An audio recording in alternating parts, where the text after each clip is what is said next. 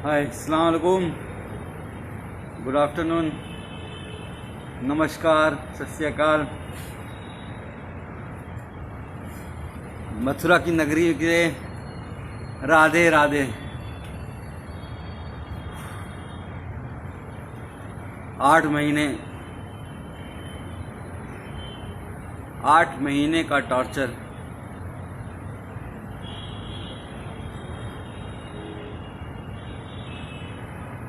तो सबसे पहले आप सब लोगों का 138 करोड़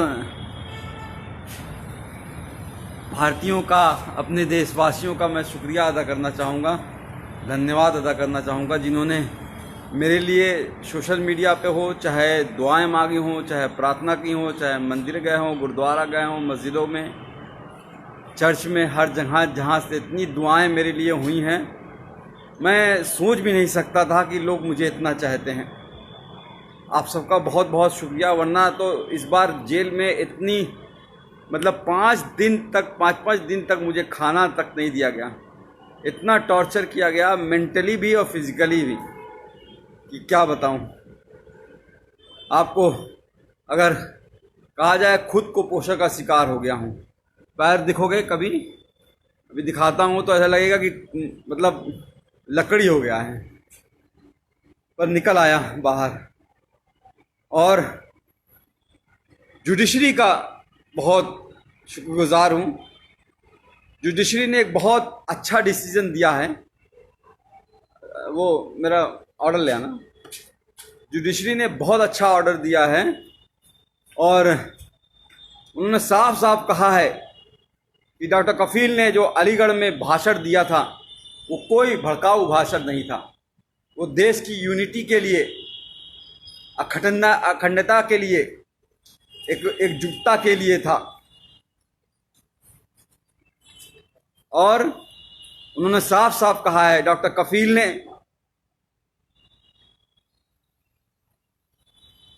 हेल्थ पे बात की है, एम्प्लॉयमेंट पे बात की है, एजुकेशन पे बात की है, रोटी कपड़ा मकान पे बात की है।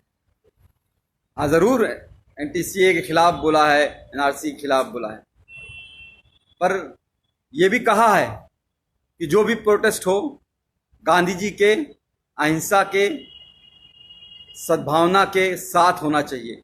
कोई हिंसा नहीं होनी चाहिए। सबसे मिलकर, भाईचारे के साथ मिलकर सबको साथ आना चाहिए। फिर भी उसके बाद जिस तरह से मुझे टॉर्चर किया गया, मुंबई एयरपोर्ट से पकड़ के 48 घंटे तक इंटरोगेट किया गया। STF की टीम ने ऐसे ऐसे सवाल पूछे, अरे आपने तो कोई पाउडर बना लिया है जिससे करोड़ों इंडियन मर जाएंगे। मैंने कहा, भैया मैं डॉक्टर हूँ बच्चों का, मैं कहाँ से पाउडर बना लूँगा? कोरोना की बात कर रहे हैं क्या? तो आप चाइना से पूछिए। आप सरकार गिरा रहना चाहते हैं, हमारे पास फ़ोन रिकॉर्डिंग, हमने कहा लाइए सुना दीजिए, एक भी सबूत आपके पास हो तो। मैं कोई पॉलिटिशियन तो हूँ नहीं। आप जापान गए थे, मैंने कहा हाँ, पाकिस्तान क्यों नहीं बोल दिया? अरे जापान कैसे, इंडिया से बाहर कैसे जा सकता हूं जब पासपोर्ट मेरा जुडिशरी के पास जमा है? तो एक तरह से बहुत टॉर्चर किया। फिर जेल में रह के, जेल में ऐसी जहां रखा जहां पे 150 कैदी थे। वो 9 महीने का बीआरडी ऑक्सीजन ट्रेजिडी के बाद जो 9 महीने का दर्द था, उसको उससे ज्यादा, उससे कई गुना, हजारों गुना ज्यादा, पतली पानी की तरह दाल, कच्ची रोटियां, वही सुबह शाम खाना है। जीना था। उम्मीद थी कि आप लोगों से दोबारा मिल सकूंगा, मुखातिब हो सकूंगा, आप लोगों से बात कर सकूंगा, और आप सबकी दुआएं काम आई। आज आपके साथ हूं फिर से दोबारा।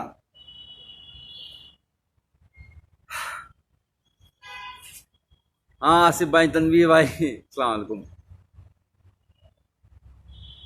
मथुरा की नगरी, कृष्ण जी की पवित्र नगरी में रह के बहुत कुछ सीखा कि किस तरह से भगवान कृष्ण ने कहा है कि कभी भी किसी को धोखा नहीं देना, अपना दिल साफ रखना, यही धर्म होता है। और हम लोग रामायण देखते थे 9 बजे से 10 बजे तक, हर रोज आता था, लॉकडाउन के टाइम भी। तो उसमें भी जो उत्तर रामायण में महर्षि वाल्मीकि जी ने श्री रामचंद्र जी को जब एक बात कही थी, जब उन्होंने धनुष उठा लिया श्री लव कुश के खिलाफ ही, तो उन्होंने कहा था कि राजा का धर्म राजधर्म होता है, राजहट नहीं। पर यहां तो राजा मेरा बाल हट पे आ गया। बच्चों की जान बचाने की कितनी बड़ी सजा दोगे भाई? क्या बच्चों को जान बचाना इतना बड़ा गुनाह हो गया था? सारी लोग फोन कर रहे हैं, फोन नहीं कीजिए कोई भाई, मैं कुछ देर बात कर लूं, बहुत दिनों बाद, 8 महीने बाद आपसे। राकेश चौधरी साहब शुक्रिया, वैभव पाठक थैंक यू यार, थैंक यू। इरफान खान साहब इस्लाम, आई लव यू टू। तो मैं ये कह रहा था कि महर्षि वाल्मीकि जी ने श्री रामचंद्र जी से कहा कि बाल हट मत करो। इस तरह से प्रताड़ना देना, 9 महीने उस वक्त जेल रखना, फिर बहराइच वाले कांड में भी 2 महीने जेल रखना, फिर 8 महीने इतना टॉर्चर कराना जेल में। बार बार सिर्फ यही कहा जा रहा था कि तुम उन 70 बच्चों की बात नहीं करोगे, जो 70 बच्चे ऑक्सीजन की कमी से मर गए हैं, उनकी कभी बात नहीं करोगे, उनको भूल जाओ। कैसे भूल जाऊं? अपने सामने मरते हुए उनको देखा है। कोरोना के टाइम जब इस भारत में, इंडिया में कोरोना ने एंट्री नहीं की थी, 27 जनवरी को मैंने वीडियो डाला था कोरोना पे लेके, और उस वक्त मैंने साफ साफ कहा, बताया था क्या करना है, क्या नहीं करना है, कैसे इससे बचना है। और 30 जनवरी को पहला केस इंडिया में आया। मैंने माननीय प्रधानमंत्री नरेंद्र मोदी जी को 19 मार्च को ही एक लेटर जेल से सुप्रिंटेंडेंट जी के द्वारा भिजवाया, और उसमें साफ कहा कि हम कम्युनिटी ट्रांसमिशन से बच नहीं सकते, हमारा भारत देश ऐसा है। क्योंकि मैंने पूरा भारत घूमा है, कितनी गरीबी है, एक एक घर में 4-4 लोग कैसे रहते हैं, एक पूरी झुग्गी झोपड़ी बस्ती होती है, हजारों लोग उसी में रहते हैं। जैदू भाई जी, तो उसमें रहते हैं, वो कैसे रहते हैं, वो कैसे दूरी, 2 गज की दूरी रहो, कह देना आसान होता है, पर वो इतना आसान नहीं है गरीबों के लिए। कितने माइग्रेंट बेचारे चलते चलते मर गए, ट्रेनों में दब गए। गरीबी कितनी है, आज क्या हालत हो गई है हमारे देश की। कोरोना वायरस इस तरह से फैल चुका है कि हम दुनिया के दूसरे नंबर पे पहुंचने वाले हैं, ब्राजील को भी छोड़ देंगे। श्री नरेंद्र मोदी जी के दोस्त ट्रंप साहब, और ये इंडिया फर्स्ट और सेकंड नंबर पे रह गया है। 48 लाख कोरोना वायरस केस हो चुके हैं और 60,000 से ज्यादा मौतें हो चुकी हैं। बहुत कुछ करना चाहता था इस कोरोना वायरस के लिए, 8 महीने में शायद बहुत कुछ कर सकता था, पर करने नहीं दिया गया। जेल में जानबूझ के मुझे इस तरह से रखा गया कि मतलब समझ लीजिए कि टॉयलेट करने के लिए आधे घंटे के लिए लाइन लगानी पड़ती थी, नहाने के लिए आधे घंटे के लिए लाइन लगानी पड़ती थी। गर्मी इतनी हो जाती थी कि कपड़ा पहन के, पूरा नहा के, पूरा बिस्तर बिछा के, बिस्तर को भी भिगा देता था, तब जाके लेटता था। और वो 150 लोग, 534 लोगों की रहने की जगह है वो, लेकिन 1600 कैदी थे। अब बताइए वहां पे कैसे सोशल डिस्टेंसिंग हो जाएगी? वो ख्वाब था। लोगों की सांसें, लोगों की बदबुआं, लोगों की मतलब पेशाब की महक, और एक टॉयलेट होता था, 150 लोगों के बीच एक टॉयलेट। किस तरह से जिंदगी गुजरी है। और एक बात बता दूं, सिर्फ मैं नहीं सफर किया हूं, पूरी फैमिली को हरास किया है। पूरी फैमिली को जिस तरह से प्रताड़ित किया गया है उसका कोई बयान नहीं है। गोपाल दीक्षित जी, शेखर जी, मैं यस कर रहा हूं अपनी सेहत, अब तो कुछ बनाऊंगा। वहां तो पतली दाल से जिंदगी बस चलानी थी। तो मेरी बच्ची, मेरा बच्चा जो 11 महीने का था, जब चल नहीं पाता था तो उसे छोड़ गया था, आज चलता है, दौड़ता है, बोलता है। पिछली बार भी जब बीआरडी में 70 बच्चे मरे थे और उस वक्त भी बिना बात के झूठ केस में फंसा के जेल भेज दिया गया, और जब 9 महीने बाद हाई कोर्ट ने कहा कि अरे डॉक्टर कफील की कोई गलती नहीं थी, इंक्वायरी रिपोर्ट में आ गया अरे डॉक्टर कफील की कोई गलती नहीं थी, तो भी जब बाहर आया तो मैंने अपनी बच्ची को चलते हुए देखा।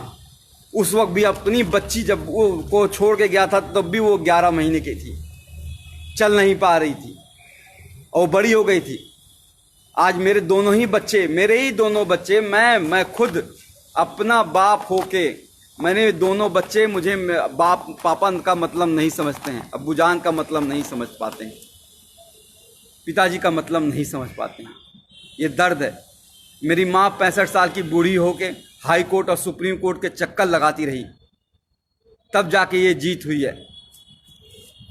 और जुडिशरी ने इतना अच्छा ऑर्डर किया है। एक बात और करा दूं, एसटीएफ का शुक्रगुजार हूं कि उन्होंने मुंबई से मथुरा लाते वक्त मेरा इनकाउंटर नहीं कर दिया विकास दुबे की तरह, वरना तो शायद वो मुझे मार ही देते।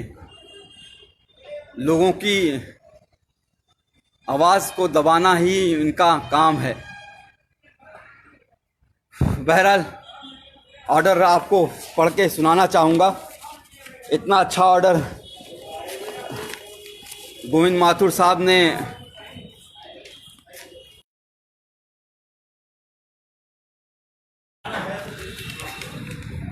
किया है। सुप्रीम कोर्ट का भी धन्यवाद करूंगा, वरना तो हाई कोर्ट में डेट पे डेट हर 14 दिन पे कैसे एक एक दिन कटेगा, एक एक घंटे कटेगा, ये सोचता था कैसे वो टाइम आएगा जब वो मैं बाहर निकल पाऊंगा, तब मेरी जज मेरी कोई बात सुनेगा। इसलिए हम लोग सुप्रीम कोर्ट, मेरी माँ 65 साल की बूढ़ी माँ सुप्रीम कोर्ट गई और मैं सुप्रीम कोर्ट का शुक्रगुजार हूँ जो उसने कहा कि 15 दिन में फैसला सुनाओ।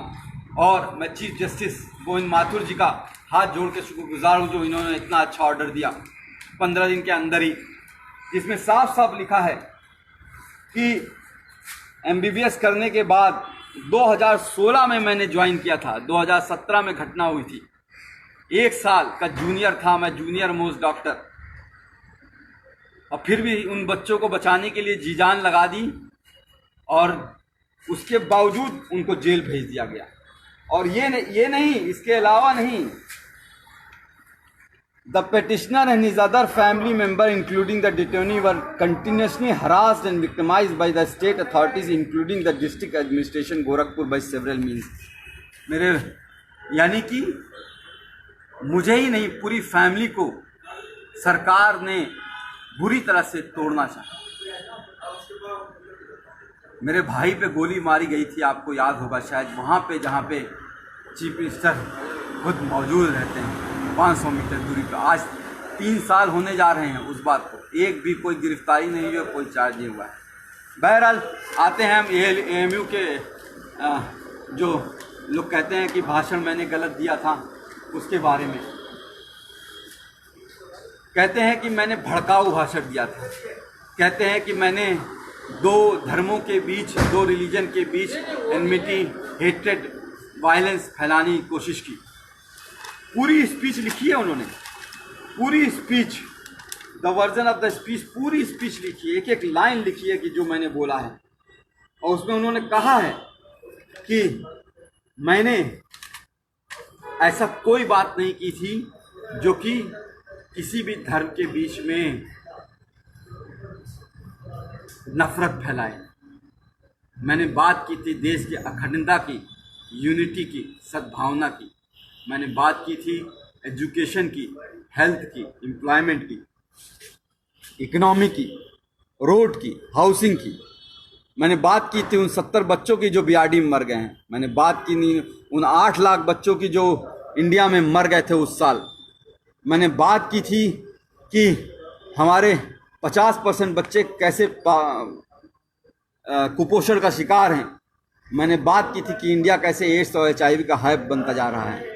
मैंने बात की थी कि 72% ऑफ पॉपुलेशन हमारी अभी भी हेल्थ स्ट्रक्चर वहाँ पे है ही नहीं। आज हालत दिखाई दे रही है ना। आज कह रहे हैं हम इतना जीडीपी खर्चा करेंगे, 1% जीडीपी खर्चा होता था। एक गरीब को इलाज नहीं मिलता है और मर जाता है तो बेचारे कंधे पे लाद के लेके चले जाते हैं। उसके लिए लड़ रहा था, कैंप किया, पूरा इंडिया घूमा, 103 कैंप किए, 50,000 बच्चों को देखे, मुफ्त में दवाइयाँ दी। अकेले नहीं किया, बहुत से डॉक्टर्स, बहुत से लोग मेरे साथ शामिल थे, बहुत लोगों ने साथ दिया। पर हुआ क्या, उसको भी दबा दिया गया। इस कोरोना टाइम के मैं जब रियली काम कर सकता था, शायद कोई नई दवा खोज सकता था कोरोना के खिलाफ, शायद कोई नई वैक्सीन खोज सकता था, टीका खोज सकता था, उस वक्त जेल में डाला। बहरहाल बाहर आ गया हूँ, कोशिश करूँगा और फिर से मुख्यमंत्री योगी आदित्यनाथ जी से निवेदन करूँगा कि मुझे नौकरी पे वापस ले लें। 3 साल से सस्पेंड किए हुए हैं। कैसे ज़िंदगी चल रही है, कैसे फाइनेंशियल कंडीशन है, आपको बता नहीं सकता। सुप्रीम कोर्ट और हाई कोर्ट की फीस कैसे भरी गई है, बता नहीं सकता।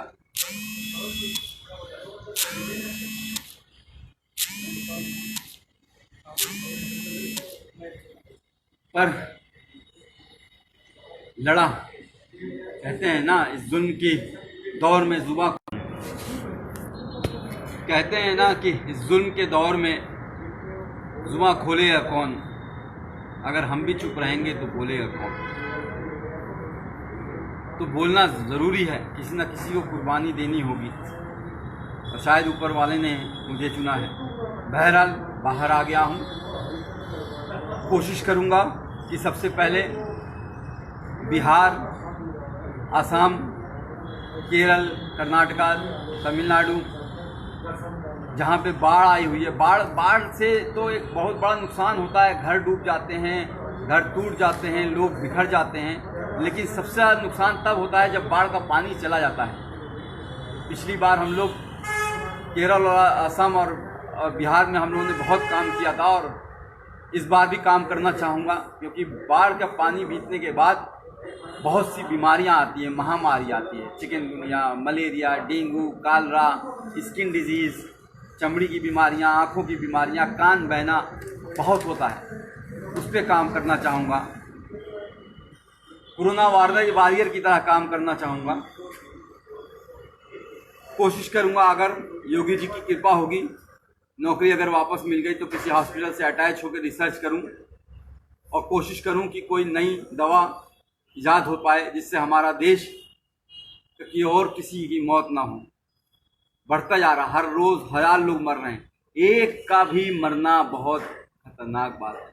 जिसके घर में, परिवार में एक मौत होती है वही वो जानता है, एक भी मौत होती है।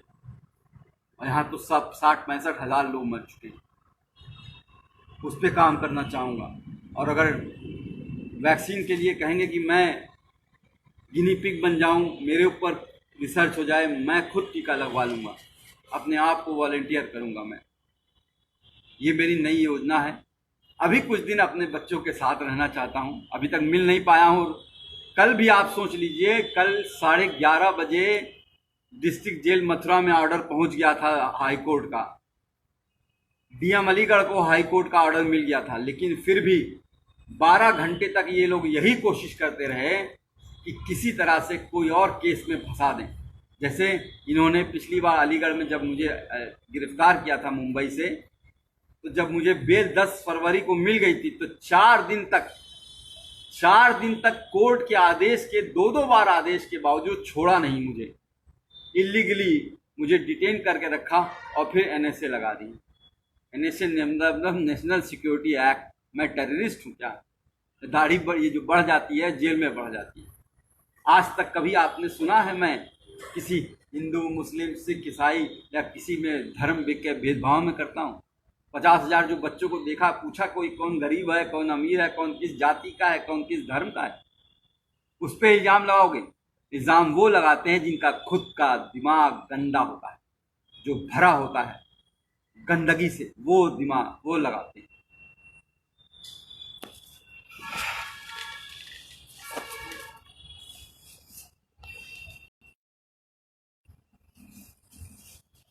अभी यूपी से घर नहीं गया हूँ, गोरखपुर नहीं गया हूँ, क्योंकि लोग कह रहे हैं कि सरकार अब भी किसी न किसी केस में फंसाने की कोशिश कर रही है, फिर से कुछ कर दें या इनकाउंटर कर दें, मरवा दें। हो सकता हो आपके बीच में ना रह पाऊँ, हो सकता हो ये हमारी और आपकी आखिरी मुलाकात हो। यादव जी सही कह रहे हैं। मिनास गलियार आप, थैंक यू, शुक्रिया। मोहन चंद सिंह चौधरी समर साहब, थैंक यू। तो मैं कह रहा था कि कोरोना वायरस एक ऐसी डिजीज़ है जो फैलती ही रहेगी। मैंने उस वक्त 19 मार्च को ही लिख दिया था कि 30 से 40 लाख लोग उस वक्त मैंने एस्टिमेट किया था कि अफेक्टेड होंगे, और ऑलरेडी 30 से 40 लाख लोग अफेक्टेड हो चुके हैं। और अभी ये रुकेगा नहीं, अभी ये 1 साल चलेगा जब तक वैक्सीन नहीं आएगी। अभी यूपी, बिहार और मध्य प्रदेश जैसे इलाकों में जहाँ बहुत पॉपुलेशन है वहाँ ये फैलने वाला है, और बुरी तरीके से। हमें बहुत काम करना पड़ेगा, हमें मिल के काम करना पड़ेगा। मुझे आप सबकी बहुत ज़रूरत है, आप सबका बहुत सहयोग की ज़रूरत पड़ेगी। जी शहजाद साहब, जी पांडे साहब, नमस्कार। राधे। कृष्णा की नगरी में हूँ, वृंदावन जरूर जाना चाहूँगा एक बार ठाकुर जी के दर्शन करने के लिए। बात यहाँ पे लोग मन की बात करते हैं लेकिन ये नहीं बताते हैं। अब आप देख लीजिए, हम लोग तो टीवी पे देख रहे हैं, पिछले 3 महीने से सुशांत सिंह राजपूत को ही सुने जा रहे हैं। भाई फ़ोन नहीं करो, फ़ोन करने के वजह से बार बार पॉज हो जा रहा है।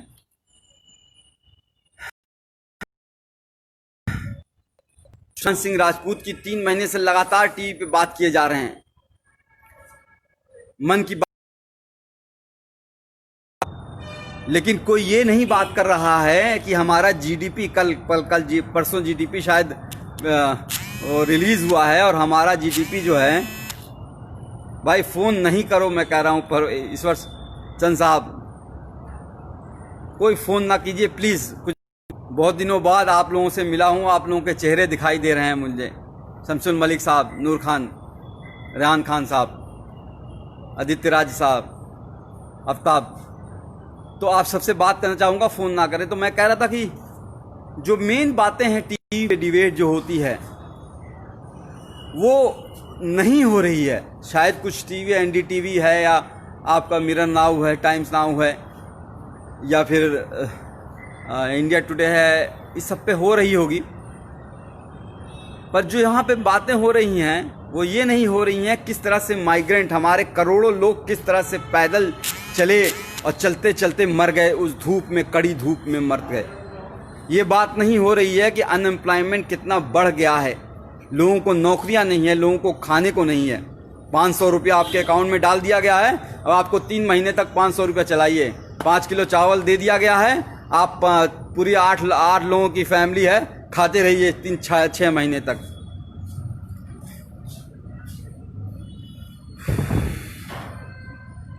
बात जो है रियल इशू पे होगी ही नहीं, एजुकेशन पे होगी ही नहीं, एम्प्लॉयमेंट पे होगी ही नहीं, हेल्थ पे होगी ही नहीं। हमारा जो कोई भी आप हॉस्पिटल देख लीजिए क्या हालत हो गई है। कोई भी सरकारी हॉस्पिटल में जाना नहीं चाहता है। आपने ध्यान दिया है, कोई भी बड़ा मंत्री, कोई भी बड़ा अधिकारी, कोई भी बड़ा जो है चीफ मिनिस्टर हो, या कोई भी हेल्थ, मतलब मैं नाम नहीं लूँगा, सब लोग वेदांता में जाके इलाज करा रहे हैं। वेदांता यानी कि नोएडा में करोड़ों रुपए का इलाज करा रहे हैं, लेकिन कोई भी सरकारी हॉस्पिटल में नहीं जाना चाहता है। क्यों? क्योंकि सरकारी हॉस्पिटल की हालत ख़राब है। वहाँ गरीब जाएगा, गरीब मरेगा, और गरीब मरता है तो मर जाने दो, क्या फ़र्क पड़ता है। तो जो लोग ये सोचते हैं कि बार बार जेल में डाल के, मार के, पीट के, तोड़ के, यहाँ मारो, यहाँ मारो, यहाँ मारो, उल्टा पलटा रात को डंडे से मारो, गान लाल कर दो एकदम पूरी तरह से, पैर पे मारो, करते रहो, ये एकदम तोड़ दो इसको, तो वो शायद नहीं जानते हैं कि एक बात सिखाई गई थी कि डरना नहीं है। आई वोंट बेंड, मैं झुकूंगा नहीं। डरना आता नहीं हमें, चाहे जितना भी डरा लो। हर बार एक नई ताकत से उठेंगे, चाहे जितना भी झुका लो।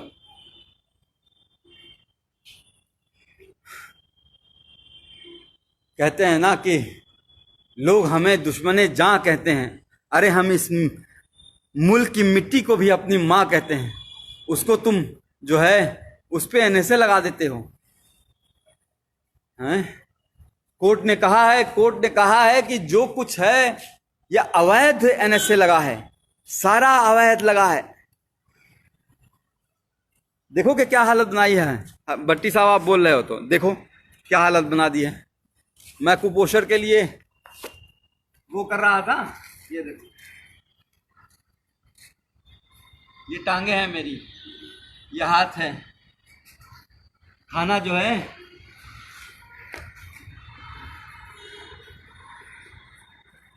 जिंदगी का, जो मैं खुद कुपोषण का बच्चों का इलाज किया करता था, आज खुद कुपोषित हो गया। घर वालों को किस तरह से परेशान किया गया है वो बता नहीं सकता। पर आप लोग जो 138 करोड़ देशवासी हैं मेरे, उन सबका साथ मैं कभी भूलूंगा नहीं। खासकर कुछ लोगों का जो लोग बहुत करीब थे, इंदिरा जयसिंह मैम, फुज़ैल अयूबी, इबाद साहब, मनोज पांडे, मनीष सिंह, एडवोकेट मनीष सिंह, दिलीप कुमार साहब, नजरुल इस्लाम साहब, ऐसे बहुत से लोग हैं, बहुत से लोग। मीनाक्षी शुक्ला मैम, इरफान गाजी, हाँ अलीगढ़ के इरफान गाजी साहब, तो बहुत से लोग हैं। तो सबका नाम तो नहीं ले सकता मैं, बहुत से लोग हैं, 138 करोड़ लोग हैं, सबने बहुत मदद की है। सबका बहुत बहुत शुक्रिया। जल्दी बिहार आ रहा हूँ और जल्दी हम डॉक्टर कफील खान मिशन इस्माइल फाउंडेशन के तहत कैंप लगाएंगे। और इस बार एक बड़ी टीम बना के एक साथ कई जगह पे, असम, बिहार, तमिलनाडु, कर्नाटका, केरल, आंध्र प्रदेश, जहाँ पे, मध्य प्रदेश, जहाँ पे बाढ़ ने, पश्चिम बंगाल जहाँ पे तूफान आया हुआ है, अभी भी लोगों को घरों पे टूटे हुए पड़े हैं, हर जगह पे जाना चाहूँगा। पूरा देश जाना चाहूँगा, पूर्वांचल अपना, गोरखपुर अपना, उत्तर प्रदेश, हर जगह जाना चाहूँगा। पूरा भारत में टीम बना के हम इस बार एक बड़े लेवल पे कैंप करेंगे और इसमें आप सबका बहुत सहयोग चाहिए। मयंक वर्मा साहब, आप कुछ लोगों से बातें कर लेता हूँ। मयंक वर्मा साहब सही कह रहे हैं, दाढ़ी कल काट दूंगा। बच्चों का इंतज़ार कर रहा हूँ, बच्चे आ जाएं, एक बार उनसे मिल लूँ, उसके बाद मेरी गोटी वापस आ जाएगी। अवनीश चौरा साहब, जी हाँ, बहुत मारा, फिजिकली और मेंटली बहुत टॉर्चर किया। फिजिकल में जो टॉर्चर होता है वो इस तरह से होता है कि शायद जख्म थोड़े भर जाते हैं, पर जो मेंटल टॉर्चर होता है वो बहुत दिनों तक रहता है, दिमाग ख़राब हो जाता है। इन 8 महीनों में देखिए किस तरह से झुर्रियाँ आ गई हैं, किस तरह से काले पड़ गया हूँ, किस तरह से जो है 10 साल बूढ़ा कर दिया है। जुबैर पीके साहब, बोलना ज़रूरी है। बोलेंगे नहीं तो कहते हैं कि बोलेंगे नहीं तो किसी को तो बोलना पड़ेगा, सब तो चुप हैं, किसी को तो बोलना पड़ेगा। जैदू साहब, आपने वहाँ से बैठ के, हाँ, इंडिया से बाहर गल्फ कंट्रीज़ में, यूएस से, यूके से, कनाडा से, स्विट्ज़रलैंड से बहुत से खत मेरे पास आया करते थे वहाँ पे जेल में। उन सबको बहुत बहुत शुक्रिया है। शेर खान साहब, सत्य की जीत होती है, सत्यमेव जयते।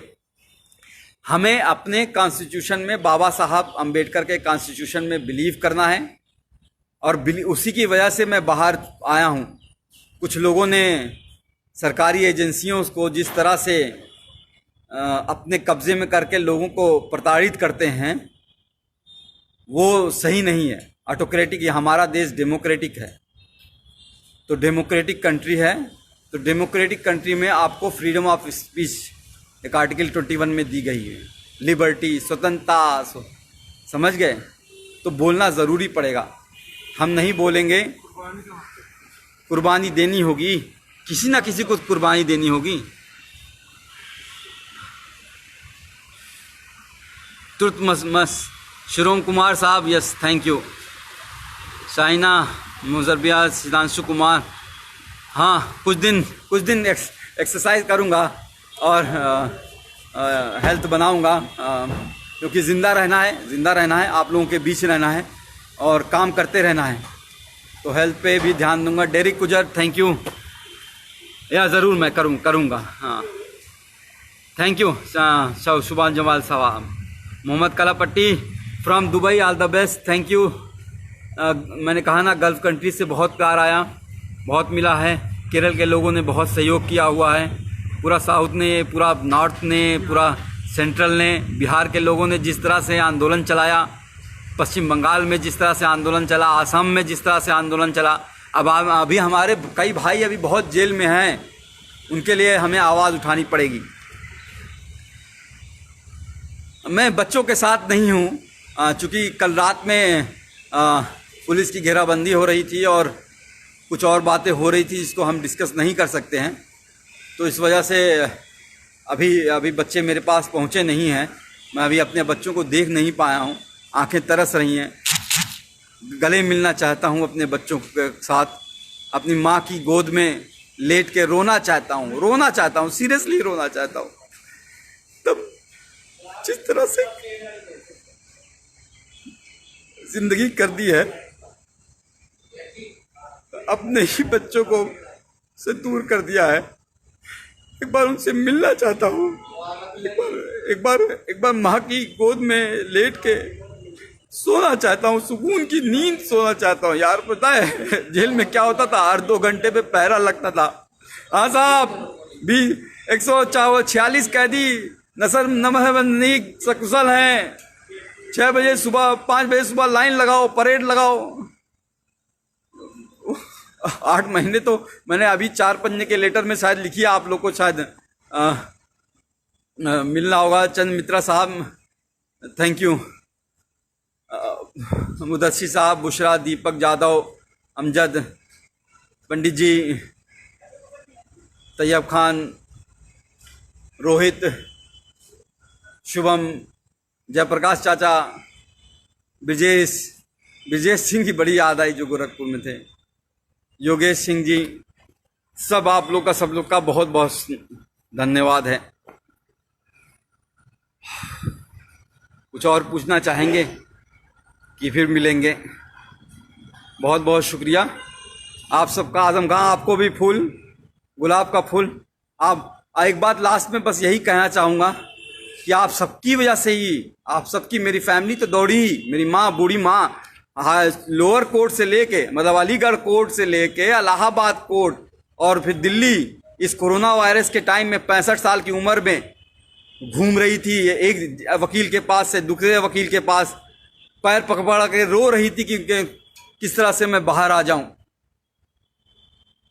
तो उनका तो है ही योगदान, भाई बहनों का तो योगदान है ही, आप सबका ही बहुत बहुत योगदान है। आप सबके बिना शायद, जो ट्विटर में मैंने सुना 12 लाख लोग एक बात हो गए। ट्विटर अकाउंट मेरा बैन किया हुआ है, डॉक्टर DRKFEL खान करके है, उसको बैन किया हुआ, उसके लिए आवाज़ आपको उठानी पड़ेगी। ट्विटर अकाउंट क्यों बैन किया है, ऐसा क्या कर दिया था? अब तो हाई कोर्ट का ऑर्डर आ गया जिसमें बार साफ साफ कहा गया है कि जी सन्नी प्रजाति कि ये इलीगल था। Justice prevail, yes. Amit Sohail साहब, मोहम्मद गयूर कहिशी, दिनेश कुमार यादव जी, कुछ दिन अपने परिवार के साथ रहिएगा, मीडिया से दूर रहूँगा। जी जी जी जी जी ज़रूर ज़रूर। राकेश चौधरी साहब thank you, Adil thank you, आप सबका बहुत बहुत शुक्रिया। बस अपनी फैमिली का इंतज़ार कर रहा हूँ, शायद कुछ घंटों में उनसे मिलूँगा और कुछ दिनों में ही आपके सामने नए जोश के साथ फिर से सामने आऊँगा आपके साथ।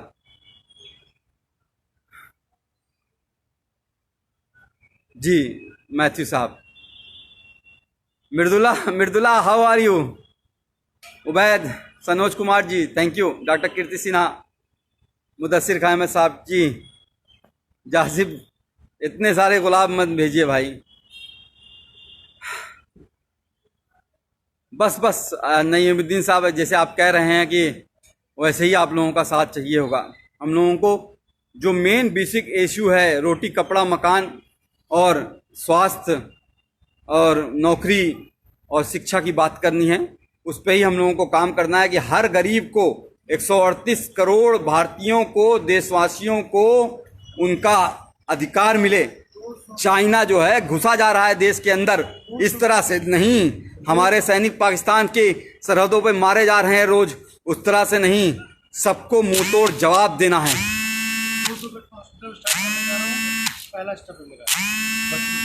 पिछली बार मैंने जो है इंकेफ्लाइटिस बेड का एक हॉस्पिटल, 500 बेड का इंकेफ्लाइटिस बेड का स्टार्ट करने वाला था उस वक्त डॉक्टर कफील खान मिशन इस्माइल फाउंडेशन के हिसाब, उससे फिर से कोशिश करूंगा स्टार्ट करूं।